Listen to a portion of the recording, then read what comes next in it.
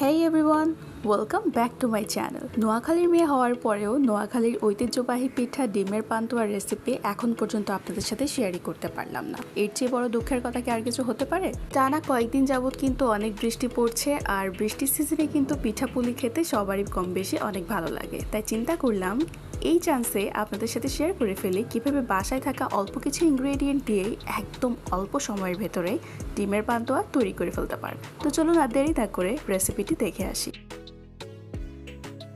ডিমের পান্তুয়া তৈরি করার জন্য প্রথমে আমাদেরকে একটা ব্যাটার রেডি করতে হবে, আর ওই ব্যাটারের জন্য আমি এখানে রুম টেম্পারেচারে থাকা 2টা মিডিয়াম সাইজের ডিম ভেঙে নিয়েছি। ডিমের পার্টটা আপনারা চাইলে স্কিপ করতে পারেন, তবে ইয়েস আমি বলবো যদি খুব ভালো টেস্টের পান্তুয়া খেতে চান তবে অবশ্যই আপনাকে ডিমটা ইউজ করতে হবে। এখন দিয়ে দিচ্ছি স্বাদমতো লবণ, ডিমটা একটু ফেটে নিচ্ছি। ডিমটা খুব ভালোভাবে ফেটানো হয়ে গেছে। এখন আমি এর মধ্যে দিয়ে দিচ্ছি 1 কাপ পরিমাণ চিনি, তবে চিনিটা আপনি আপনার টেস্ট অনুসারে বাড়িয়ে কমিয়ে দিতে পারেন। একটা হ্যান্ড উইস্ক দিয়ে ততক্ষণ পর্যন্ত এটাকে বিট করতে থাকবো যতক্ষণ না পর্যন্ত চিনিটা খুব ভালোভাবে মেল্ট হয়ে যায়। আপনারা কে কোথা থেকে আমার ভিডিও দেখছেন তা কিন্তু অবশ্যই কমেন্ট বক্সে জানিয়ে দিবেন, so that I can thank all of you. এখন আমাদের শুকনো উপকরণগুলো দিয়ে দেওয়ার পালা। প্রথমে আমি দিয়ে দিচ্ছি 1.5 কাপ পরিমাণ চালের গুঁড়ো, আর দিয়ে দিলাম 1/2 কাপ পরিমাণ ময়দা। তবে আপনার হাতের কাছে যদি চালের গুঁড়ো না থাকে এই পুরো ব্যাটারটা কিন্তু আপনি ময়দা দিয়েও করতে পারেন, তবে অবশ্যই চালের গুঁড়োটা দেওয়া ট্রাই করবেন। ভালোভাবে আমি সব কিছু মিশিয়ে নিয়েছি, আর এখন আমি দিয়ে দিব 1 কাপ পরিমাণ লিকুইড দুধ। এই দুধটাকে কিন্তু আমি জাল করে ঘন করে নিয়েছি। আপনার হাতের কাছে লিকুইড দুধ না থাকলে আপনি এখানে গুঁড়ো দুধটাও ব্যবহার করতে পারেন, তবে সেই ক্ষেত্রে গুঁড়ো দুধটা একটু বেশি ব্যবহার করতে হবে। প্রথমেই একসাথে অনেকটুকু দুধ দিয়ে দেওয়া যাবে না। 1 কাপ দুধ দেওয়ার পর যদি দেখেন যে এর কনসিস্টেন্সিটা পারফেক্ট না, তাহলে আরেকটুকু দুধ দিতে পারেন। তবে একসাথে অনেকটুকু দুধ দিয়ে দিলে এর কনসিস্টেন্সিটা কিন্তু পাতলা হয়ে যেতে পারে। কনসিস্টেন্সিটা একটু দেখে নিন। এই কনসিস্টেন্সিটা কিন্তু পিঠার জন্য একেবারেই পারফেক্ট। এখন আমি এখানে 1/2 টিস্পুনের মতো বেকিং পাউডার দিয়ে দিচ্ছি। বেকিং পাউডার দেওয়ার মাধ্যমে পাতলা কোটিংয়েও কিন্তু এটা অনেক বেশি ফুলে উঠবে।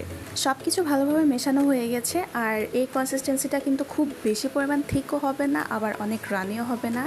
এই টাইপের কনসিস্টেন্সিতে কিন্তু পিঠাটা খুব ভালো ফুলবে এবং অনেক ভালো একটা কোটিংও হবে।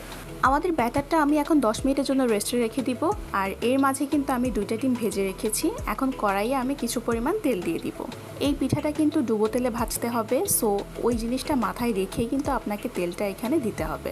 তেলটা কিন্তু গরম হয়ে গেছে, আর এখন আমাদের ব্যাটারটা নিয়ে নিলাম, আর এর মধ্যে ভেজে রাখা একটা ডিম দিয়ে দিচ্ছি। ডিমটা একটু ভালোভাবে কোট করে এখন আমি তেলে ছেড়ে দিব। ব্রাউন একটা কালার আসা পর্যন্ত কিন্তু আমি এটাকে উল্টে পাল্টে ভেজে নিব। আর যেহেতু আমি এখানে বেকিং পাউডার ইউজ করেছি, তাই এই প্রথম কোটিংয়ে কিন্তু দেখতে পাবেন যে পিঠাটা অনেকটুকুই ফুলে উঠেছে। আমি কিন্তু পিঠাটা দেওয়ার আগে ভালো করে তেলটা গরম করে নিয়েছি, আর চুলার টেম্পারেচার এখন মিডিয়াম হাই থাকবে। আজকে আমার ভিডিওর ব্যাকগ্রাউন্ডে কিন্তু অনেকটুকু নয়েজ আসছে। এটার কারণ হচ্ছে আমি ঝুম বৃষ্টিতে বারান্দায় বসে এই ভিডিওটা রেকর্ড করছি, এবং এই পিঠাটা দেখে আমার এখন আবার খেতে ইচ্ছা করছে।